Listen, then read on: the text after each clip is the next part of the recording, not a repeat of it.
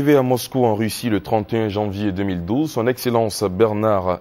Tano-Bouchoué, ambassadeur de la Côte d'Ivoire en Russie, a présenté ses lettres de créance au président de Russie d'alors, Dimitri Medvedev. Cet événement, vous l'aurez compris, a eu lieu bien avant les élections présidentielles en Russie. Cette cérémonie de présentation des lettres de créance du diplomate ivoirien a eu lieu au Kremlin dans la grande salle appelée Saint-Alexandre et a concerné également les nouveaux ambassadeurs de plusieurs autres pays.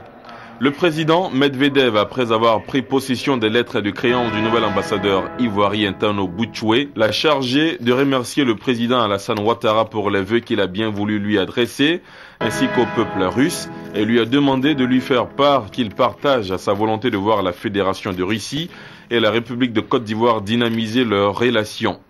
L'ambassadeur Tano-Bouchoué, pour sa part, a indiqué au président Medvedev que le chef de l'État ivoirien lui a particulièrement recommandé de l'assurer de la fin définitive de la crise en Côte d'Ivoire et de son souhait ardent de voir la République de Côte d'Ivoire et la Fédération de Russie développer davantage leurs relations, particulièrement dans les domaines économiques et commerciaux, et ce, avec la venue en Côte d'Ivoire de nombreux et importants opérateurs économiques russes, en vue de prendre une part effective au développement de la nouvelle Côte d'Ivoire post-crise dans un partenariat gagnant-gagnant.